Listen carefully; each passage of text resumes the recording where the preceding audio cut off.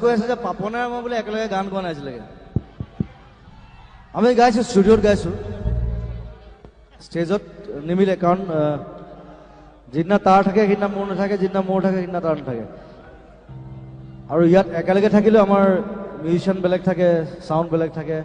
কিবা কিবি নিমিলে এনিৱে